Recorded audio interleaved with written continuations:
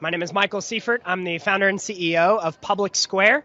You can find us at publicsq.com. We're the nation's largest directory of patriotic America First businesses that are prioritizing freedom in the marketplace. You talk about, the forced labor camp. You're aware of the forced labor camp situation in China. So tell us a little bit about when you first heard the news, what's your thought? Well, I had two thoughts initially. First is it's heartbreaking. And it's especially heartbreaking because American business is actually promoting that type of abuse of human rights. And so when I see Nike advocating for using more slave labor in China, partnered with the CCP, it's an egregious violation of human rights, unlike anything we've seen in decades. And for us, that's again, it's heartbreaking because that's a business that should be promoting freedom. The United States is supposed to be a beacon of freedom. How come we're allowing our businesses to actually abuse human rights of brothers and sisters around the world? That's not fair. And so it rose a great sense of injustice within me and a desire to see that change, which is why our platform exists. Awesome. Thank you so much. So we know that CCP has done a lot more evil things to Chinese people, not just a forced labor camp. There's a lot more, forced abortion, like genocide in Uyghur. So and recently the COVID lockdown. And do you know a little bit more? Tell us a little bit more. What do you think? Why the victims? Why the Chinese people are the biggest victim of this totalitarian regime? Tell a little bit about your thoughts on that. Well, I think the challenge with the CCP is that it's largely subject to one man, and there's no separation of powers. And so when you have Xi Jinping allowing for basically a uniparty to take over the country, there's no checks and balances, there's no accountability. And so what makes it especially dangerous is you have the largest country in the world with the largest population by far dictated completely by one man. That is completely antithetical to individual human flourishing and the liberty that can allow for a state to prosper. Ultimately, if you have a one-party state like this, there's an expiration date on it. It can't last forever. And so we're seeing a lot in China that's evidence of that reality right now. Brilliant. So that's great. So when you talk about the totalitarian regime, about subject to one person, one man, and above everybody, literally the emperor. So that's why we see the extremely draconian lockdown measures put on by him. And have you heard about the recent protests back in China? The Chinese people are fed up with that. Have you heard about that? I absolutely have. What do you think of them, uprising against the Chinese Communist Party? Well, we certainly support the protesters. We support the uprising of people saying enough is enough. The zero COVID policy, it's not working. People deserve the rights to operate freely. And so when you have people getting fined $600 for simply having a mask below their nose, that's not conducive to human freedom or liberty. And eventually, the people are going to rise up. So we support the people rising up. Not only that, we make a direct call to the companies like Apple who are turning off AirDrop for the protesters in China. That's an egregious violation of Apple's standing as a company. It's a horrible thing for a company that large to be partnered with the CCP to infringe the rights of the people. And so not only are we calling for the CCP to stand down, the regime of the day to stand down, and the protesters to continue standing up, we're also calling on the companies that have promulgated this abuse of human power or human flourishing to also stand down. The Apples of the world are showing their colors, and the people have had enough. Actually, this recent incident you mentioned about Apple is not a standalone incident. Actually, Apple did the same egregious things in Hong Kong protests back in 2019. Okay, when the young Hong Kong people and brave young people took their demands on the street, Apple did the same thing to them. So they repeatedly and have done this to the Chinese people and suppressing the pro-democracy movement. So shame on them. You mentioned about you coming from Silicon Valley, having a startup like a Public Square and very successful. Have you seen the money, the Chinese money in Silicon Valley? So there must be a lot. Talk to us about your experience, about when you're deciding who to partner with to grow your company, which money you have to choose or you have to take. Tell us about that. What kind of hard decisions you have to make? Great question. We have a phrase, the patriots here in the United States, those that stand for country above all else. They stand for country and their fellow man. And for us, we've had to ensure that all of our investors, any partners for our company, are patriots. they will prioritize liberty above everything else. And so we've had to have our guard up because you're so perfectly pointing out a very clear reality in Silicon Valley today. The Chinese Communist Party has actually infiltrated Silicon Valley more than anybody else. They are the biggest bidders for all of these companies, and they will do whatever they can to sit on the boards of those companies and, like a puppet master, dictate the actions. We've seen it with Twitter. We've seen it with TikTok. We've seen it with Facebook. We've seen it with Meta. We've seen it with all of these companies that are continuing to advance culture, and it's so dangerous because if you look at how political decisions are being made, you have to look at the cultural decisions that have impacted those. Politics is downstream from culture.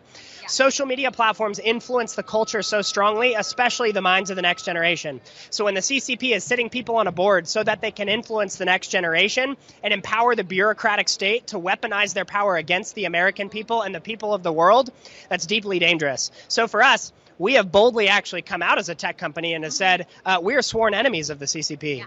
And we know what that can mean for us, but we have to be that bold about our claims so that they're very clear that we're impenetrable. You're not going to be able to get influence in our company. We're aware that that creates challenges, but it's worth it. We don't have another option. A lot of those peoples are working for the CCP or working for the interest of the CCP kleptocrats are not declaring themselves as working as a foreign agent. So what do you think the American government can do more of to identify those individuals living in a free and open society but helping the most totalitarian regime on the planet Earth? I think the United States government should send a very clear message by actually holding these people accountable.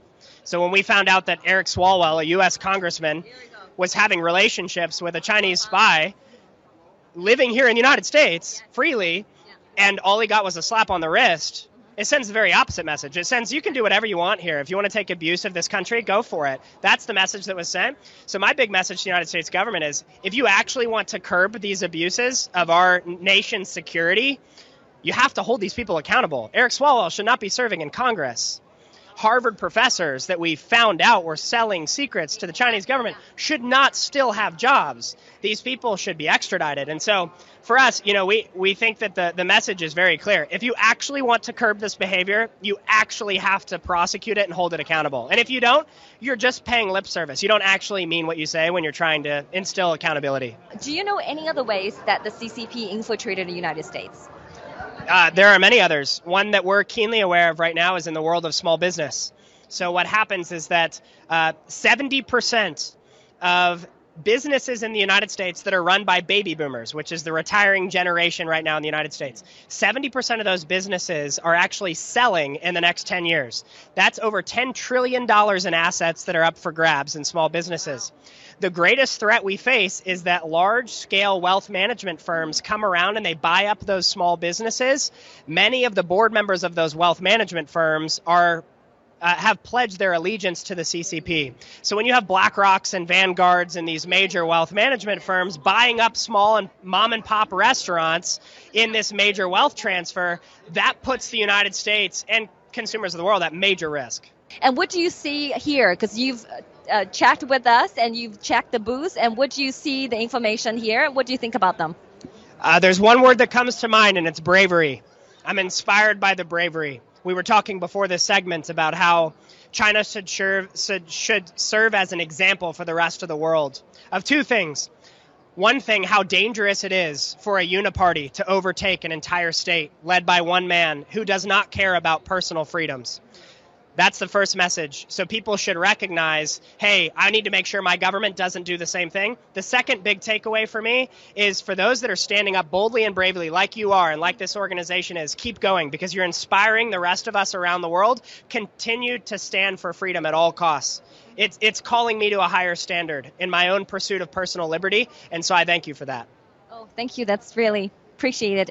So as you mentioned about the revolution back in China, because we're also pleased to see so many brave Chinese took this on the street, but we know they're not going to be successful because the Chinese Communist Party today are truly evil, and they have the means to suppress any uprising. any riots, because the people are living in surveillance states. You heard about the surveillance states, about the technology. So tell us, when you heard the surveillance states, when the facial recognition camera, targeting individuals, and the police can easily identify them and persecute them one by one. Just tell us what you thought about that. Do you believe that a grassroots revolution will be successful in that condition ever inside China? Do you believe that? I do believe it can be successful because it sends a message that reverberates around the world. Tiananmen Square was a perfect example of this. I mean, we see that there are these revolutions throughout history that set their place in the history books that can never be forgotten. And I think China's going through something similar at the moment, where there's a group of people that have said enough is enough. And even if there are momentary losses on the way to an ultimate victory, it doesn't mean that the ultimate victory is not possible. And so my heart goes out to all of those that are standing up and then in the surveillance state being punished so swiftly because of their overreach of power.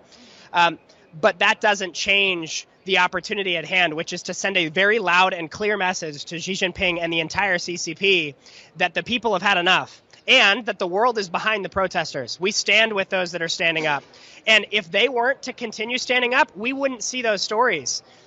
But you have people in California, all the way around the world, in Arizona, here at this event, that are standing with you, that are inspired by your bravery.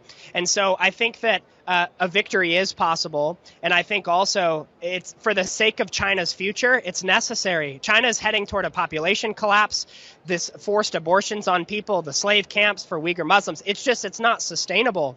And so for the sake of your own country and the message you're sending to the rest of the world, we have to believe victory is possible. Yeah, I absolutely believe that victory is possible with the new federal state of China, because we are the only Chinese that can voice our dissent to the Communist Party. We can tell the world truth, because the Chinese people are living behind the firewall. They cannot get on Google. They cannot get on Twitter, although it's infested with the Communist Party's money. So, but we are here. We're telling the world the truth, and we have people like you really care about the mission that we do. So I'm really grateful. What's your impression about us and about the new federal state of China? This is how you win. This is how you win. This is professional. It's excellent in its execution. And all of you are giving your true hearts to this, and you can tell. It's evidenced by the work you're doing. Information is power. When people know the truth can set them free. And so as I look at what you guys are doing and how you're establishing the truth of the matter, and you're getting down to the reality of how evil the CCP truly is, and then giving people resource to push back, it's invaluable. You asked me earlier if I think victory is possible. I think with organizations like yours, victory is possible.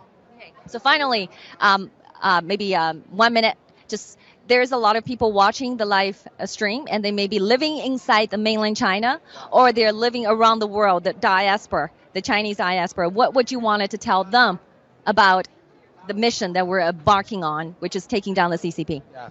Please don't stop. For the sake of your families, for the sake of your nation, and for the sake of the nations of the world, please don't stop. Keep going. Know that you have Americans standing with you. Know that you have Mexicans standing with you. Know that you have Canadians standing with you. Know that you have people around the world that are patriots of their own countries saying that your activism and your pursuit of liberty is inspiring. So please don't stop. Keep going. And know that you have the wind at your backs of millions of people around the world that want to see you succeed.